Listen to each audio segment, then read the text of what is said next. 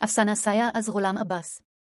जदीद मुआशरे में इंसानी कदरों को जिंदा रखने वाले एक मजदूर पेशा इंसान की कहानी। सुबहान नामी शख्स शहर के मशहूर वकील साहिब के घर के बाहर ठेला लगाता है, जो निस्बतन एक गैराबाद इलाके में है। सुबहान की आमदनी का सारा दारोमदार वकील साहिब के खुंबा पर ही है। वकील साहिब भी इस बात का ख्याल रखते हैं और घर के अफराद को हिदायत कर रखी है कि वो सुबहान के यहाँ से ही सामान खरीदने को तरजीह दे। सुबहान धीरे धीरे वकील साहिब के अफराद खाना के आदात व अतवार और घर की मामूली से मामूली बातों से भी वाकिफ हो जाता है।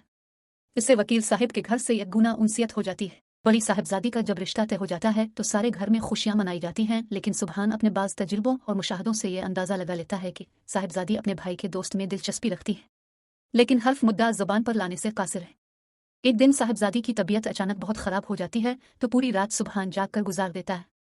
रात 3 बजे एक कुत्ता भौंकता है तो वो घबरा कर मकान की तरफ भागता है, शायद कुछ खबर मिले, लेकिन वहाँ बदस्तूर खामोशी थी। सुबहान पत्थर मारकर कुत्ते को भगा देता है।